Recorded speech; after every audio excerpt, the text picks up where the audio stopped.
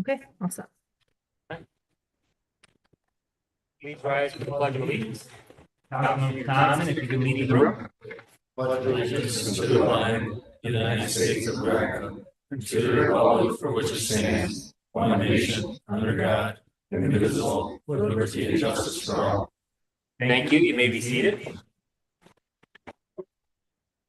Madam Clerk, may I have a roll call? Councilmember Barbara Bukowski. Present. Councilmember Michael Jazinski. Here. Councilmember Gerald Kaminsky. Present. Councilmember Brian Polarski. Present. Councilmember Vernon Thomas. Here. Supervisor Brian Nowak. Present. All are present. All right. Thank you for attending the Town of Cheektowaga work session this evening. We're going to begin with new business.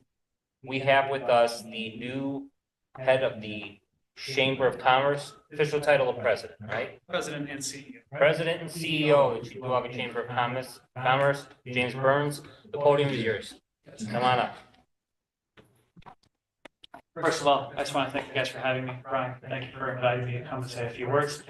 I'll keep it short and sweet. I just want to introduce myself and thank you all for allowing me to be here today. As Brian said, I'm the president and CEO of the Cheektowaga Chamber of Commerce. With that comes the incredible responsibility of helping facilitate the economic growth of Cheektowaga. And in my role, I'm going to do anything and everything that I can to make sure that that happens, either enhancing existing business or bringing new business to the Cheektowaga area and surrounding areas, obviously, as well. I think by doing that, I'll be able to grow our chamber, which will allow us to offer more to our current members and potential new members in the future, which will help make our organization stronger and have a cyclical effect both on our own chamber along with the rest of the area as a whole.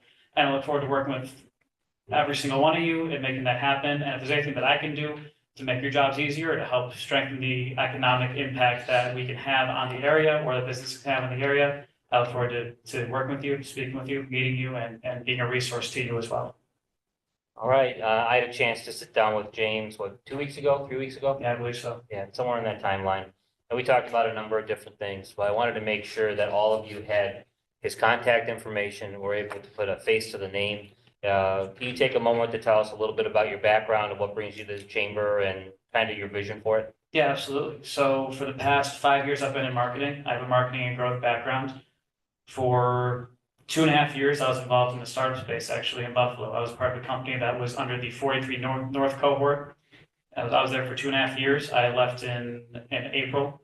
On top of that, I was also vice president for the Niagara Area Habitat for Humanity. I was vice president there of the board for roughly 3.5 years, from December of 2020 to July of 2024. I think I'm doing the math right there.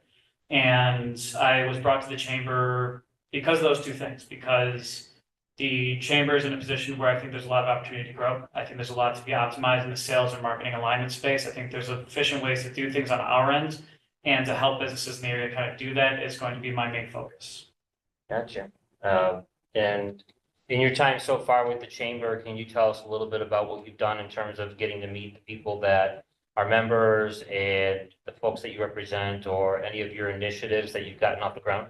Yeah, I mean, 6 weeks, there's only so much I can do. But I will say that we have scheduled networking events at least once every 2 weeks. We have 6 more events that are currently on the website, not including our Community Excellence Awards, which will happen at the beginning of November, which will spotlight and highlight the best businesses that currently exist within our chamber. The biggest thing that I'm trying to provide is that chambers at one point were extremely relevant and extremely valuable. They offered cell phone plans, they offered health insurance, some still do. I mean, health insurance can happen through chambers, it can happen through full-time companies that you work for now. Cell phone plans you can get wherever. My biggest role right now is finding out how we can make the Cheektowaga Chamber extremely valuable and relevant. I think number one is going to be networking opportunities and bringing businesses together, especially businesses that do work with other businesses. In my first 2 weeks, we onboarded 4 new businesses. One was a payroll company, one was a cybersecurity company. The cybersecurity company we're doing a webinar with in October for, I think it's National Cybersecurity Awareness Month. So we're doing these types of things and allowing all of our companies to have the opportunity to grow their own company, as well as getting them out in the open on the public. We have a networking event on Thursday too at Sport 365. If any of you are available, we'd love to have you. But we're really just looking to kind of bring these bring everybody together and, you know, when we're able to provide these types of opportunities and allow them an opportunity to speak with each other and learn and do these types of things, it makes their businesses stronger, it makes the chamber stronger, and so on and so forth. Gotcha. Any council members have questions or comments for the new president and CEO of the Chamber of Commerce? Start with Councilmember Pilarski. Welcome. I look forward to sitting down with you. I know we're going to try setting something up, so I look forward to that. But quick question. I think I know the answer, but I just want to confirm it. I'm assuming you'll still be part of the Cheektowaga Community Collaborative Group, which consists of our youth and rec, our senior services, and many other CBOs and partners, school districts within the Cheektowaga community. Yes, I plan to do that. Thank you. Any other council members? Sure. Councilmember Kaminsky? Yeah, well, welcome, James. Thanks. It's like I said, I've been in business for 53 years. I would do anything to draw business into Cheektowaga. I think that's what we need to do because we've lost it. I know a lot of the reasons that I will not make public, but I think we have to redevelop some of the developers to get them back in town. I agree. I mean, like I said, I'll do anything within my power to bring more business to Cheektowaga, so there's probably more conversations to be had there, but I look forward to working with you. Thank you. Anything else from council members? All right, if you've got anything else to add in closing, I think we're all set. No, thanks for having me. Thanks for allowing me to speak, and I look forward to meeting with you guys and getting to know you and making Cheektowaga a better place to do business. Wonderful. Thank you so much for coming. Thanks, guys. Thank you. All right. Our next order of business pertains to 77 Bennett, Best Brothers Development, proposed residential infill. Good evening, Dan. How are you? Good evening. Thank you, council members, for having the development team before you tonight for 77 Bennett. The property in question is a residential property. The concept they have before you tonight is a multi-residential infill. They have some challenges that come with this proposed development. One of them being that it's currently a residential district surrounded by various commercial districts. And at this time, they just wanted to run by you the concept that they have established at this time for considerations of any issues or concerns that may arise from the board that they may be eligible to address prior to filing with the town. So at this time, I'm going to turn it over to Josh Best of Best Brothers Development. And I believe there is a PDF file to go with this. If not, Just the rendering? yes, just the rendering. Yep. Yeah. Okay. So all yours. Hop up.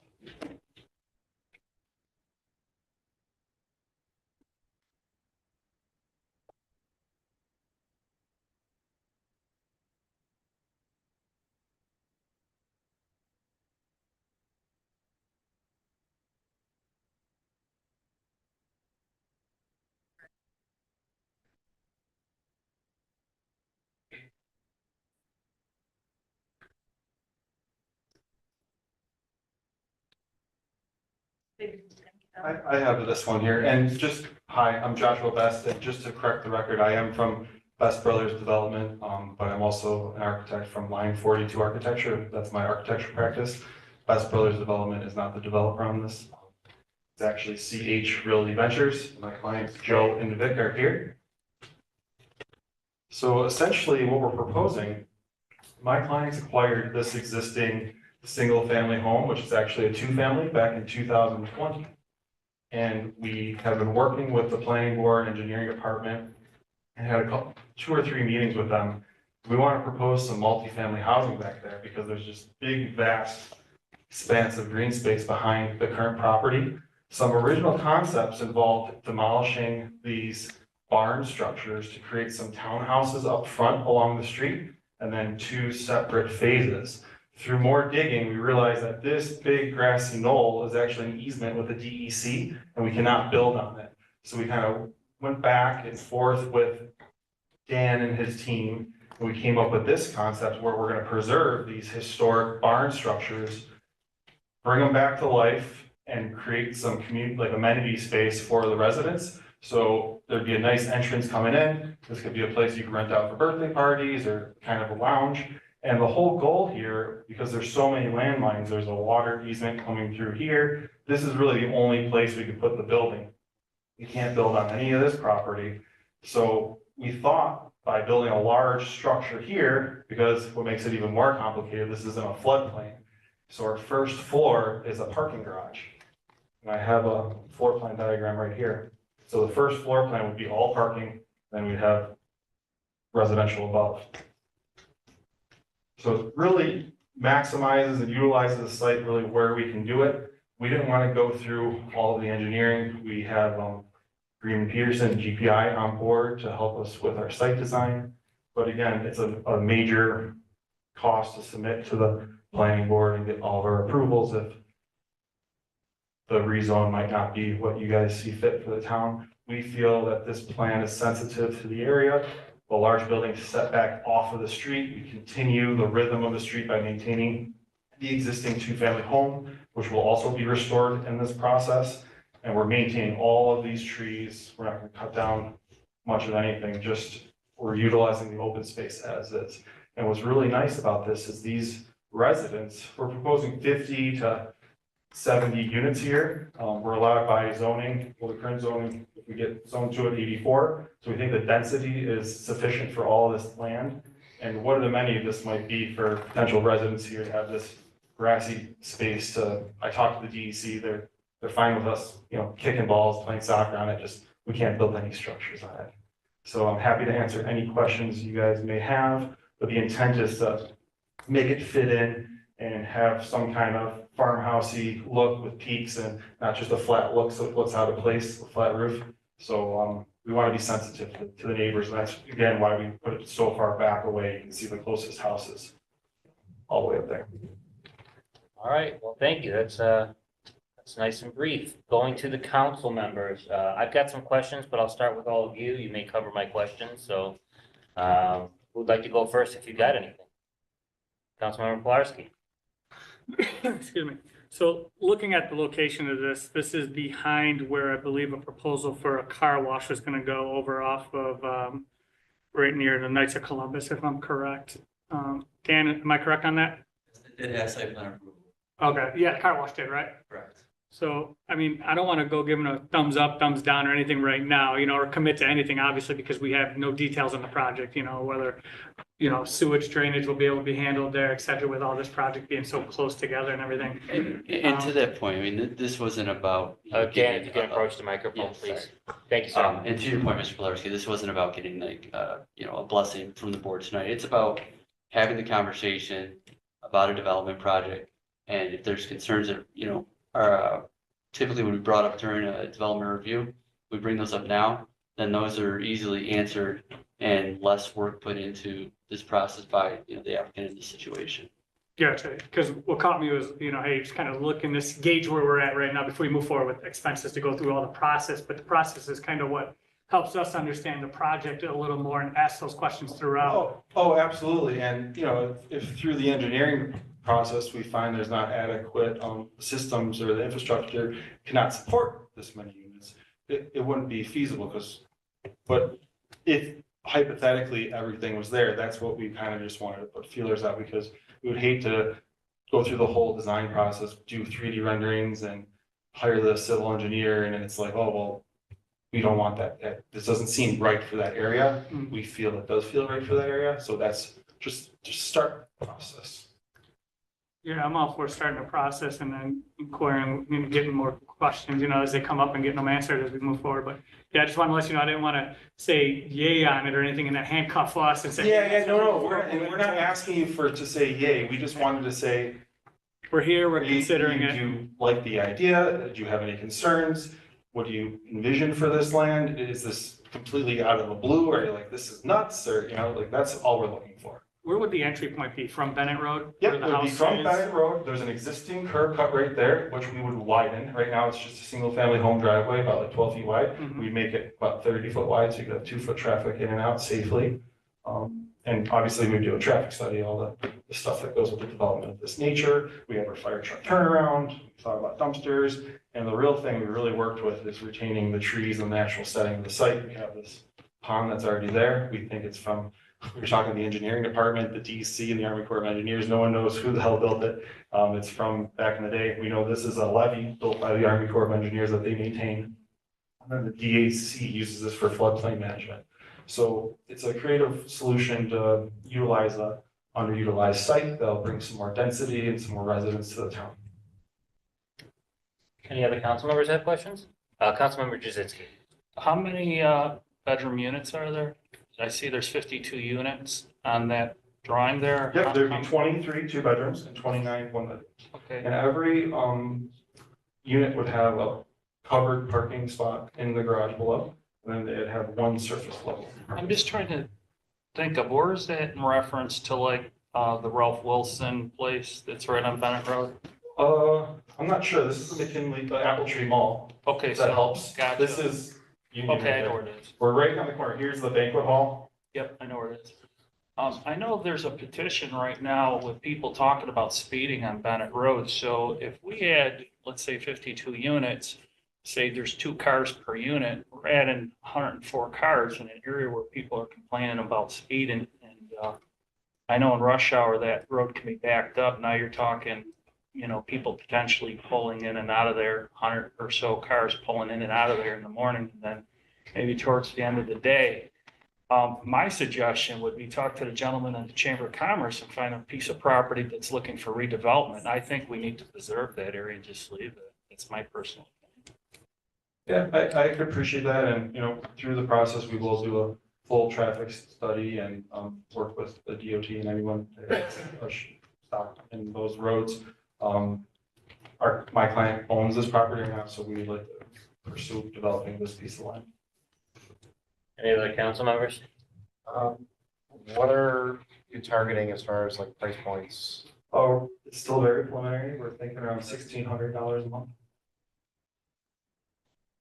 Any other council members? Go ahead. Just sorry. one last question. So hypothetically, traffic study does not go well and, they don't recommend it. What avenues would you be looking at that point? I think at that point, we would potentially look at maybe reducing the unit count, maybe switching to a different development altogether, townhouses, maybe it's a right turn only out of there. There's many things you could do to mitigate it. Through my other practice as a developer, I find that a lot of our tenants work from home, work remotely. It's not as, I know it's scary to think of, 52 units and then you multiply 2 per car. Very rarely, and obviously the traffic study will have to be done. I'm just speaking out of my experience where it's kind of a pain sometimes to clean the parking lot because everyone's home. They all work from home now. It's very rare to have 100 people leaving at 8, 9 in the morning like it used to be 15, 20 years ago. I do like the idea, just like to, Yeah, no, Hear that's, more about this is exactly why we're here. We wanted to think of all that stuff, so it just helps us design. And, this is just a concept. It's, I just tell people, just because it's hard lined and it's all just lines right now, Okay. I want to run through a couple of my questions here. We'll go back to you, Councilman. So the height of the building, how many stories is it and how many units do we have on each story? It is 3 stories with a walkout basement, so that would be the 4th story. So we'd be asking for a height variance of 1 story and about 10 to 12 feet. Okay. And then, there's about, depending on which layout we go with, I would say 20 units per floor. About 20 units per floor. All right. The garage dimensions, you said the bottom level would be garages. What's the area of them? How wide are they? How deep back? Are they? Standard parking spots, they're 18 by 9. And then there's a 24-foot drive aisle, everything that is pretty standard if you're going to like a Wegmans parking lot. Okay. In terms of sewer connections, have you begun to have those conversations? Is that a matter of going out to Bennett Road or are you gonna have to do something different? Yeah, the goal is to go out to Bennett Road right now, but we're gonna be engaging with GPI and they're gonna handle all that stuff. And I work with the engineering department to make sure we have capacity. It'll be downstream sewer analysis, flow analysis, and all that stuff. Okay, have you engaged at all with the volunteer fire company that represents that area yet We've about? not yet, but I was very conscious, as I always am when I design site plans to think about fire apparatus and how they're gonna service this project. So I specifically made the hammerhead, turnaround for the large, ladder truck here. And we always seek feedback from the fire departments before we move forward to the site plan approval. So we'll get their impact. First, you guys are, well, actually, Dan was the first stop. You guys had a second stop. And in regards to the school district, I mean, the idea would be, let me ask it this way, that'd be marketed to folks of all ages, right? Folks with children as well as, Correct. It could be, people that are just starting out, that maybe just have a baby or want to get into this area, that are waiting for a house to come to market, or it could be people, empty nesters. And the great thing about a building like this is it has elevators, so it could be for different generations and different incomes and different empty nesters to, people relocating from out of state. got it. Any other questions I have at this point would probably be get handled by our environmental group, our planning board, our zoning board, so. Yeah. Councilmember Pilarski, I know you had, Yeah, I you just, wanted to follow up. just want to share that, me personally, I'm not concerned about the traffic, the amount of cars coming out of that area because it's directly across the street from the Apple Tree Mall, which in its prime was a full house, Yeah. It's not in its prime right now. There's still a lot of vacant spaces in there. So, and there's 2 curb cuts coming from there. So an additional 100 cars from when they were coming from the Apple Tree, I don't think it's going to make a big impact. And as for schools, I mean, we're talking 23 to 46 extra kids in the district because there's only 23 apartments that are 2 bedrooms. So if you put 2 kids in the 1 bedroom, you're talking a max of 46, give or take a Yeah. few. So neither of those to me are Yeah, and concerns. in buildings like this, it's very rare that you have school-aged kids. It's usually new families they just have their first baby, they're still in daycare. It's, maybe you'll have 2 or 3 families that actually have people in the school system, kids in the school Yeah. system. I'd like to see more information on this project. All right, is there anything else before we wind up here? So one last quick question. Yeah. Yes. I know we talked about, it's very preliminary price points, but maybe it's just me, it seems even 1,500-1,600 could be low for, a brand new build. Yeah, Were you absolutely. looking for like affordable type housing? or- No, we're doing market rate. We just are very preliminary and we Yeah. wanted to not overshoot or price Yeah. ourselves out. Market's very volatile right now. We're, the new, development that just went up across from Salvatore's would be the target price point, like Young just did. We think that would be more than attainable in this area, especially with the beautiful landscaped area and setting, and it's more boutique. It's only 52 units. It's not this 200 unit development. Thank you. Yeah, thank you. All right, Councilmember. Councilmember Pilarski made a good point that the Apple Tree Mall isn't at full capacity, but Lancaster has built probably at least 10,000 homes in the past 20 years. And that is a major cut through for the people that are getting on the New York State Thruway. So I pass that road 4 or 5 times a day. I know that it can be quite congested. I know there can be probably at least 75 cars waiting to pass the stop sign, probably right now. So traffic's definitely a concern. Yeah, absolutely. And, that just goes hand in hand with any development like this. We're adding density to an area that it was a farm. And that's actually why the client was attracted to it. It's a beautiful farm-like setting and, last vacant parcels really. And it's just encumbered with this floodplain issue.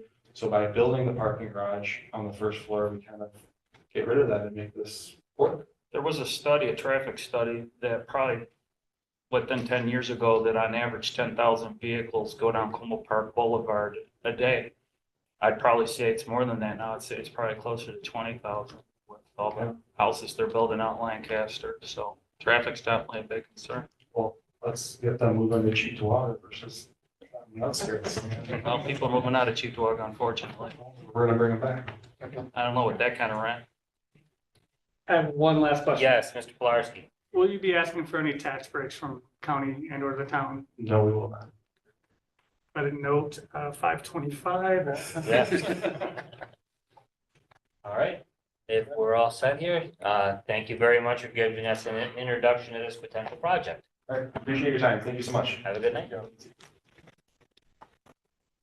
All right, as far as old business, one of the three items we've got some movement on, that is the historic preservation ordinance. We're working on getting that marked up.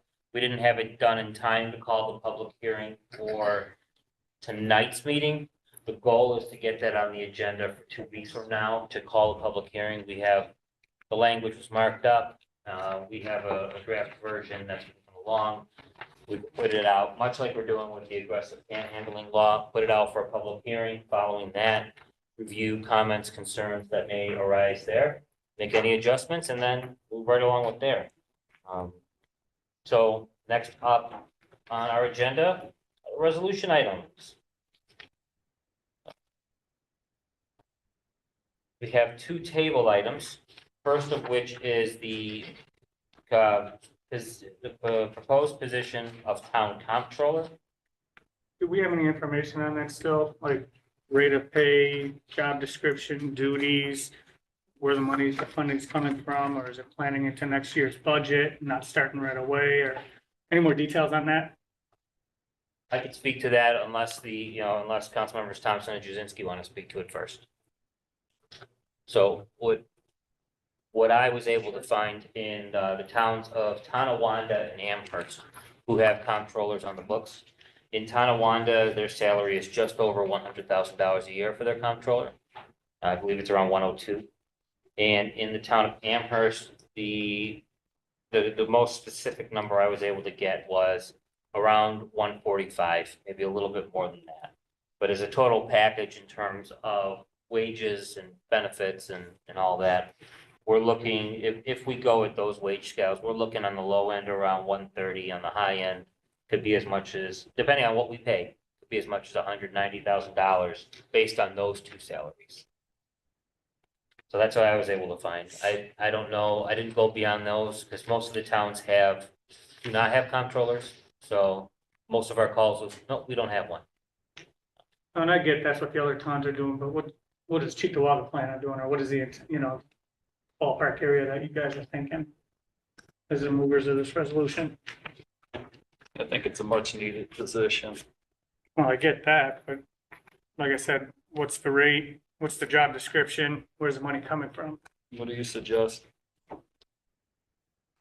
I don't necessarily know if we need a comptroller. That's until I see a job description to see what duties they would be doing. Would it be a duplication of services? I don't know. So we'd want to add it to the job inventory first, right? Whether or not we move on it would depend on what we decide, right? Well, wouldn't we be putting the cart before the horse, creating a job with no job description? Well, we'd have to at least put it on inventory and then come up with the description, right? No, I'd look at the description and then see if it's needed to put on inventory. That's why I'm asking you, so tell me, what's your suggestion? I don't know. I didn't put the resolution in. I mean, if I thought we needed one, I would have put it through. And I'm not saying we don't need one either. You just said you didn't think we did, now you're saying we do? I said, I don't know if we do or don't, because I don't know what their job is going to be. And that's why I'm just wondering these questions before I vote on anything. What would be your opposition?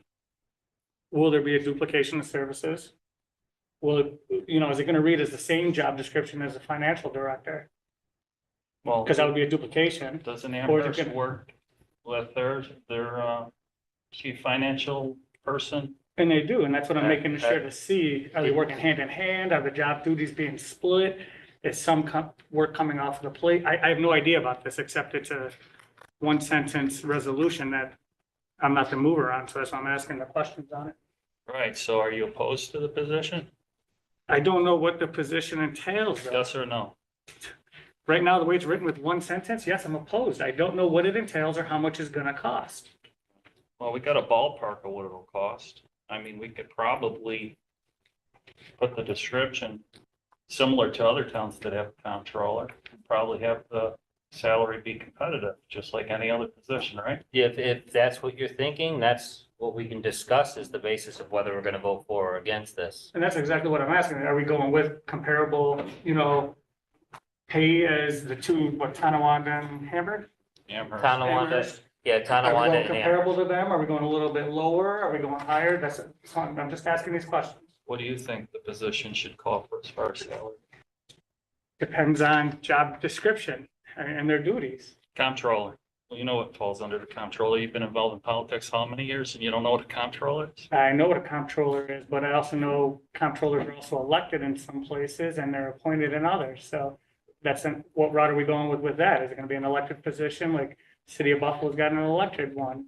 Do towns elect them or not, or is it appointed? I think it should be an appointment personally. That's my Yeah, that's what opinion. I'm asking all these questions there. So, Because there's no info. I'll ask a question for town attorney. Okay, Appointment in the town. I'm sorry, It's a board appointment in the town. not my question. Yes, Sorry. So this resolution here, we create this position to put it in our inventory. Are all those things needed at that point, or are we able to create the position and then work out the details? You can create a position if you want to, then work out the So details. I thought, Obviously, you'd have to vote the position and then canvass, interview and make a determination which candidate was supported by the majority of the board, like most other positions. Okay. Because I'm in support of creating this position and, you know, if the entire board wants to work out details as far as qualifications and job duties, I'm all for trying to make that work. Hmm. And if we can put in the inventory, you know, there's nothing saying we have to do this or hire someone, you know, this month, or even like you said, potentially next year, we can do that. I think it's good to have a conversation going and, you know, if we are able to create the position and we can actively have this in front of us to say, hey, where are we at? We're working on this, and I don't know what everybody else's thoughts are. I would imagine that town law section 20 speaks a little bit to what a town comptroller does. It's pretty broad. The civil service description that is out there that the folks in Amherst and Tonawanda are certainly working under, gets into some more detail. As we've seen, you may have a civil service description that the county provides that towns change up and amend for their own purposes. So if we look at the civil service descriptions within those towns, they may be a little bit different if they were changed. So but creating the position is one thing, and I mean, I have only 2 salaries here in terms of municipal comptrollers. We could go to the elected comptroller at county level. That's probably under market, just like any elected official's position is, or somebody on a board of directors for an organization this big. Usually they pay a little bit more than $21,000, right? So it may be the case with this position too, that we're looking probably 6 figures is probably the lower end of the scale that's out there. If they have them in smaller towns, that may throw the curve in one direction. So looking at you brought up duplication of services. You know, do you have a job description in that? Those things we can revisit down the road, but we would have to revisit that before we would go any further than just creating a title. You know, that would have to be the next steps after I that. think that's the goal. Now, do we need to know before creating the title, like where in the org structure it would fall? Would it be considered like their own department head? Are they falling under Kraus as the finance director? Are they above Kraus who's the finance director? Are they part of the supervisors union? Are they part of the TCA union?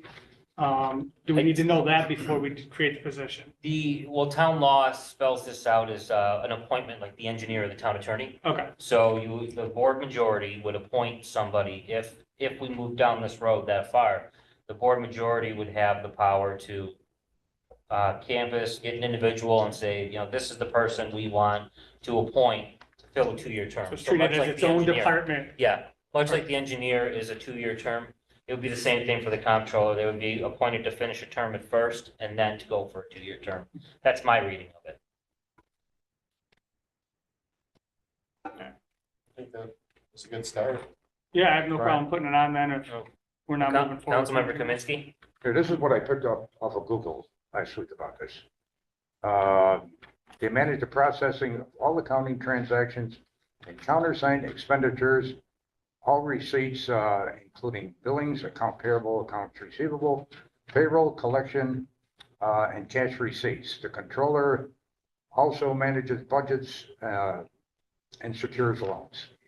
Which, and I'll tell you, I'm going from experience, because I have just gone through it with a municipality that has a controller and would not pay a bill for 127 days because she could not read the department head's signature on it.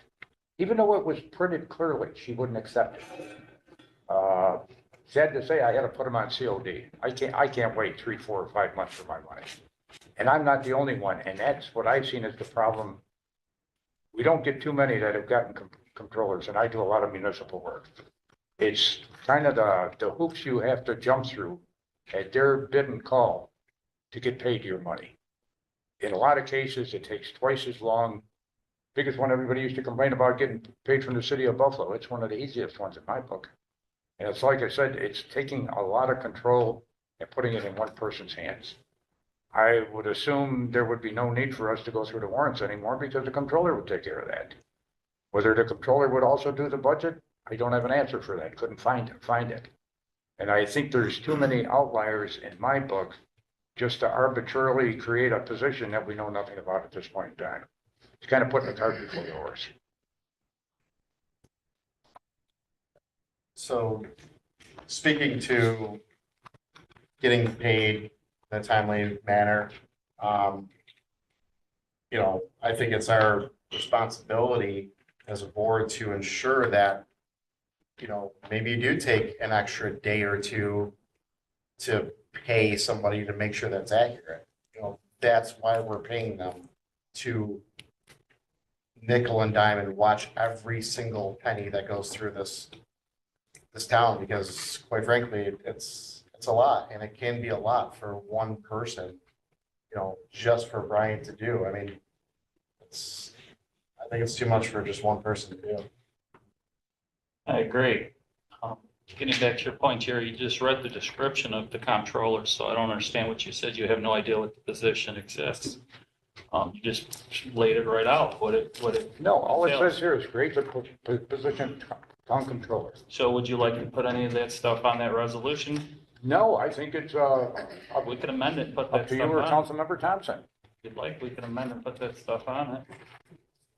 Well, why wasn't it on there in the first place? Well, we're a Just board here. one sentence. We decide on this as a group, right? I mean, if I had all the answers, I'd be here by myself, but I don't have all the answers, so it takes all of us to put this together. So this is just an open discussion to see what we could do and put it under the job detail of what the job entails. So, I mean, is there anything that you find objectionable on what you read as far as the job? Absolutely, just going by what I explained from experience. They have to review everything, every single last receipt, invoice, you name it. And Should it's we like, not have somebody do that? were you listening to what I said at all? 100% I listen to you. Would you let somebody go for 127 days without paying a bill? It depends. Yes or no? I can't- Not it I can't depends. answer Yes or that. no? That's a loaded question. I'd love to do business with you then because I pay an We're talking about 140. this position. We're not talking about what you do outside the town board. We're talking about here for a position for a comptroller. I get it. You're a businessman. We heard that story 50,000 times. We heard every board meeting. We're asking about this though. You're not at Kaminsky and Sons. You're at town board meeting. Let's talk about this. All right, another thing we have to consider with this would be the role of our independent auditors, Drescher and Malecki. We had them here 2 weeks ago, talking about some of the work they did looking through 2023 finances. So you've got that and some of the other details in the job description. If the comptroller is doing the audits of the warrant rather than the town board, is that something that we want to have happen? Do we want to have one or the other, or do we want both to be possible? And we can discuss those things before putting somebody into that position, but I think we should work out some of these details before we create the title. You know, there is some progress on this because Erie County Civil Service provided the town with some information about the details and moving that along. So it's not like we've gotten nowhere towards doing something here. It's one of those things, in my view, I'd be happy to leave it on the table and keep working through some of the questions. Yeah, I mean, there's some good questions raised. Councilmember Pulaski raised some good issues, some questions. I think they should be addressed. Councilmember Kaminsky raised some good, concerns about it. But, sure. as long as we're continuing the conversation, because I personally feel it's a much needed thing because, you know, even though the supervisor is the chief financial officer in the town, I mean, we'd be fooling ourselves if you had enough hours in the day to check everything 100% of the time. I mean, that wouldn't be a fair statement to you. The reason we have a board, yeah. Right? So you have $100 million operation, you want multiple sets of eyes on it. It's a fair point. Any other comments on this one before we move on? All right. We've got resolution 2024-528, rescinding cyclical of reassessments for the town of Cheektowaga. So I'll start with the council members. Any questions, comments on this one? Are the movers willing to amend it to just delay it or pause it? Because rescinding it, I'm not in support of, but I'll delay or pause it. Are you looking for a time frame? Positive? If you want to say pause 1 year, 2 years, I could go with that. Rescinding it to me is forever, and Well, you can always write a new resolution. Just because one's rescinded doesn't mean you can't write a new correct. resolution. We could write a new resolution, but my experience this year is everything falls 3-3 and I don't know, some things may you never voted come on, back. you voted on one thing with Yeah. us. No, It's the at first most, I time said for most. everything, I said first time most. for everything, you know? But what I'm saying is if it's off and it's just never looked at again or anything, if there's no timeline like, hey, it's coming back up again, it won't be dealt with. Of And- course and- it will. Tax time will come up, Michael Milks' phone will be ringing off the hook. It'll come up every year. I would just feel more comfortable with it being a timeline on it, saying it's or rescinded until a certain date. Whatever, paused, delayed, rescinded until, but have a date on it, not just Can I ask Mike forever. to step up? I just had a quick question for him. Well, when would you have to have an answer in order to have this, a definite yes or no on the cyclical At assessments? this point, we're doing some work, but as with the last 6 years of back and forth, canceling, not going, I We're would in ask that we effect need more next time. tax season, let's say, right? Yeah, What would be the last, like, potential deadline for that? as soon as possible. Last week when we had Because the then I have to resolution put for the the company. resolution up for the contractor to continue, because we can't do a reassessment for the staff in the office. There's not enough of us. So the idea of a pause, it was mentioned 1 year or 2 year. And in terms to administer a pause and do work towards, let's say the board, the desire of the board is a reassessment a few years down the road to stay on a cyclical system where there's something that's predictable for residents every fourth year, every fifth year, whatever it may be. Is there a preference that you have for your office, whether it's 1 year or 2 year, in terms of a pause, if that's the direction the board wanted to go? At this point, if we're gonna pause, it's gotta be 2 years.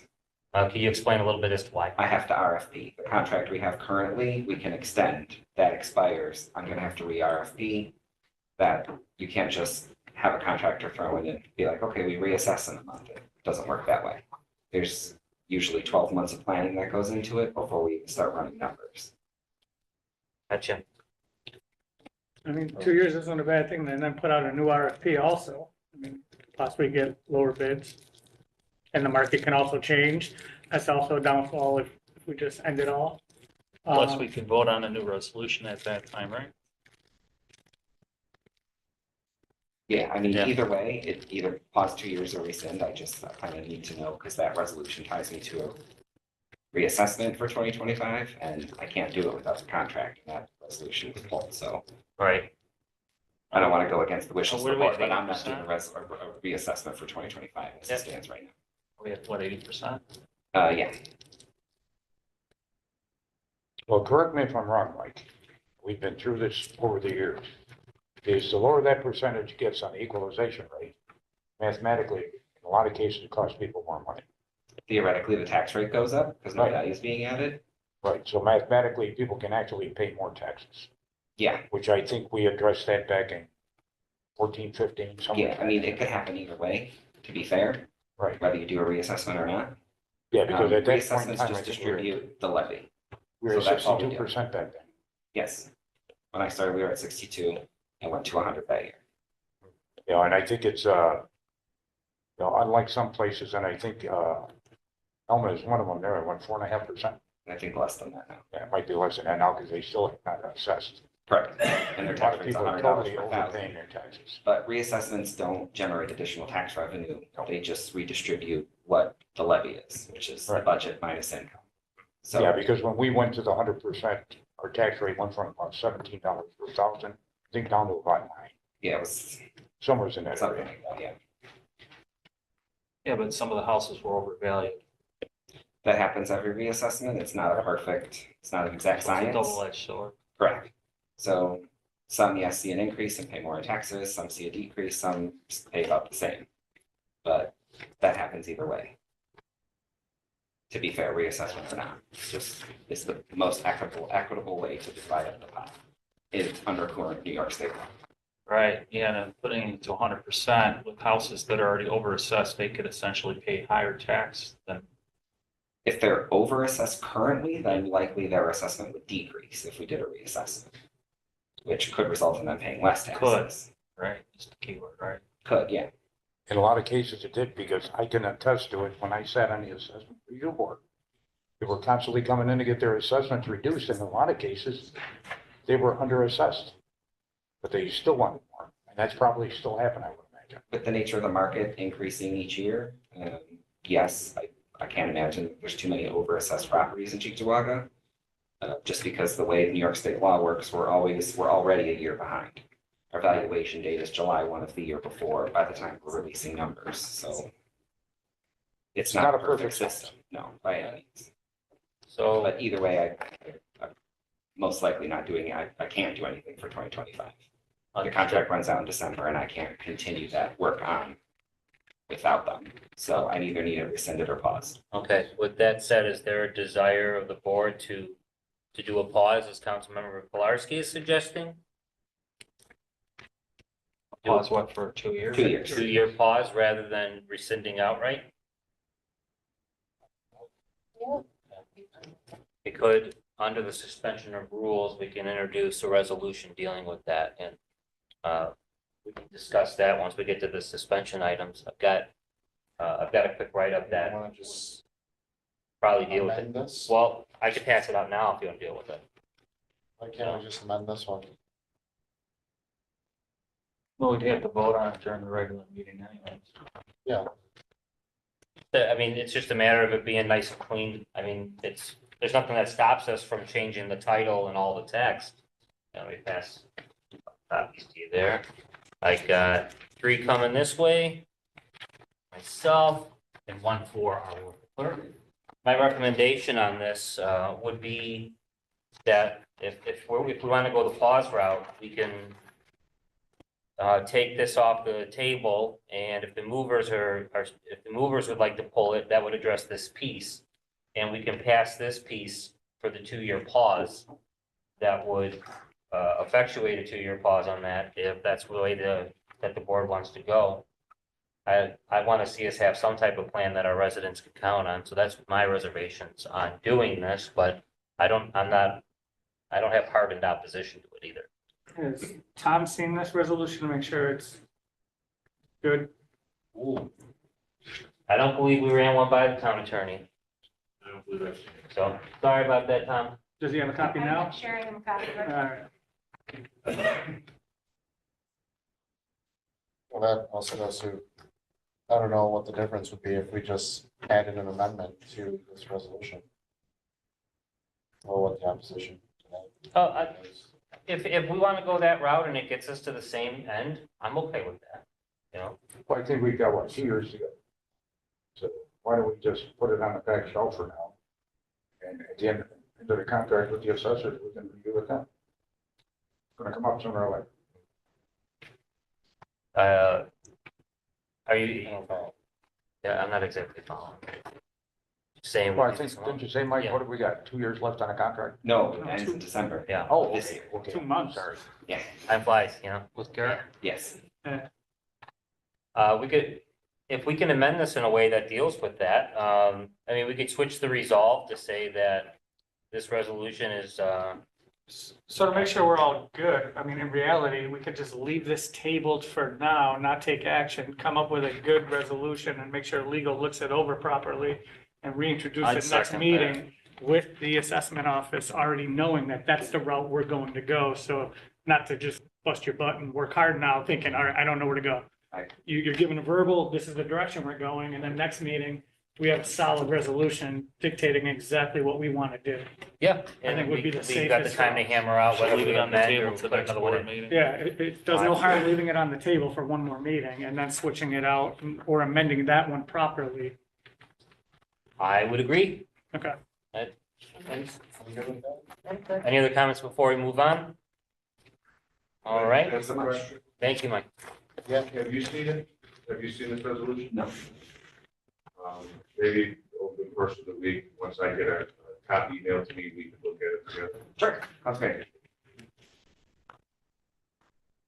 All right, I'm gonna go through the items on regular order. If I'm moving too quickly, please stop me and we'll rewind, all right?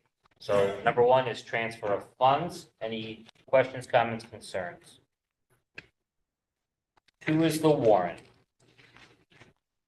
Three is change order number one for pedestrian safety action plan project.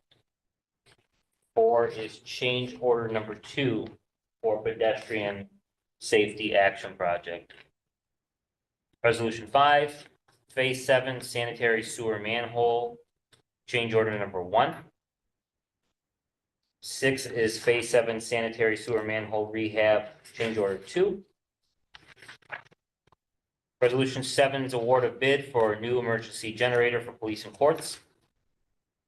8 is a notice to bidders, sanitary sewer lining in sewer shed number 3, that's bid 2024-9. Resolution 9, notice to bidders, Phase 8 sanitary sewer manhole rehab for sheds 9 and 10, that's 2024, bid 2024-11. Notice to bidders for asbestos survey at 44 Virginia, that's next.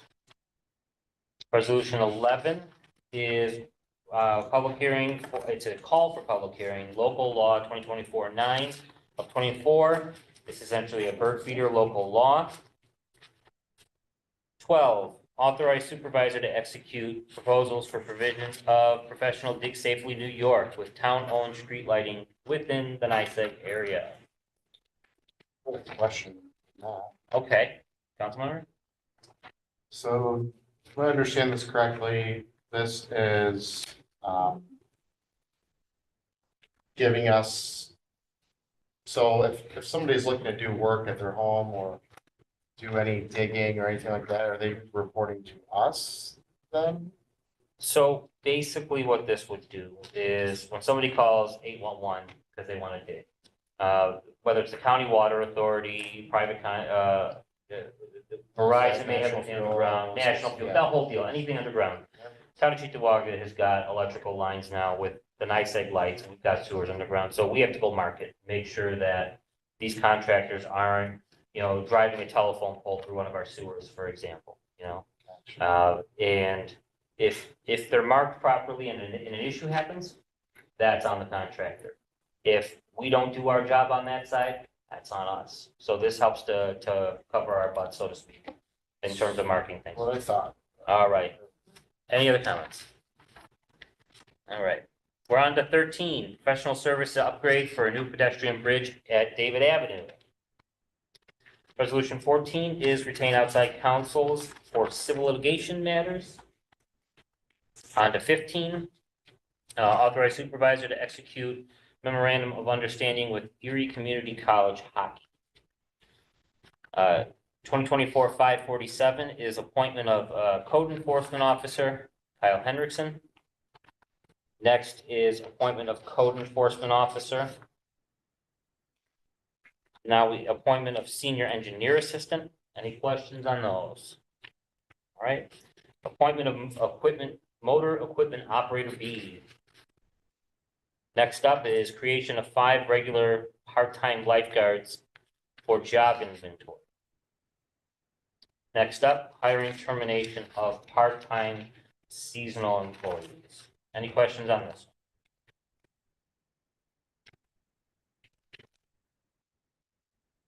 Councilmember Thompson and I were speaking about this a little bit just before the meeting. There are Councilmember, do you want to speak to the sanitation worker side of this and what you're proposing or what you're thinking we should do? Yes. So it's my understanding, these individuals that are listed here for sanitation departments, they have been either seasonal or part-time, and there's a set amount of weeks that they're allowed to be in that position. And, you know, my thought originally was to work that out with our department head to see, you know, if there are any full-time positions that could be utilized to retain some of these individuals. Because this seems like something that could be done that way, so I'd like to explore that, and I know he's out right now, so I've been talking with Jerry Sprayton to try and figure out options and to see what we can do to get that taken care of. Yeah, for my part, I was on the phones over this one here, and we do have years of past practice relating to what was proposed here. But there's also some questions regarding whether it's contractual language or even civil service possibly, or some other issues pertaining to that. So I would entertain an amendment to remove the sanitation piece of this, where from be it resolved, any of the seasonal employees relative to sanitation. That way we can get the justice court clerk and the employee in the police department through tonight and take up this issue when there's adequate support, if there's adequate support at a future meeting. Because, you know, reading the tea leaves and what I've looked into, I don't think this is something that would go through tonight, and I don't want to tie up any employees that don't have to be tied up in this. I did run the math myself. I think these folks would be good through September 30th, based on the argument being made about their limited ability to be retained. So we do have to address this quickly because we still have yard waste pickup going on through the middle of November on a regular basis. So in between meetings, you know, we can get on the line and talk a little bit about what our solution to the issue is to make sure we've got adequate staffing to take care of those services for the rest of this year. And we could, you know, as we're trying to address this problem. So, Very good. deal with that at the regular meeting. Youth and recreation transfers are next. Youth and rec terminations.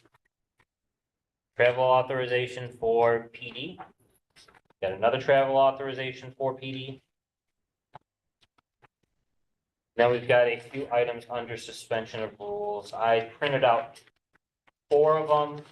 I know, Councilmember, I know you got your laptop open. I'm pretty sure there's 4, so if there's more than that, please let me know.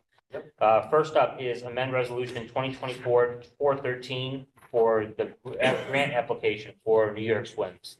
And essentially, we're doing this to make sure we have every T crossed, every I dotted to claim that funding and do all that great work to address the town park pool. Resolution 558, appointment of laborer, permanent to the facilities department. 2024-559. We have amend resolution 2024-293. And then we have 2024-560, hiring of 2 part-time rec attendants at senior services. On that one, just so the board's aware, just in case I didn't see the email that came through, that is budget neutral, so these 2 folks will be split the position. Right. All right. With that, we do have a need to go into executive session to discuss TCEA and TCSU contract negotiations, pending litigation, matters leading to the dismissal or retention of a particular corporation, and matters leading to the appointment of a particular person.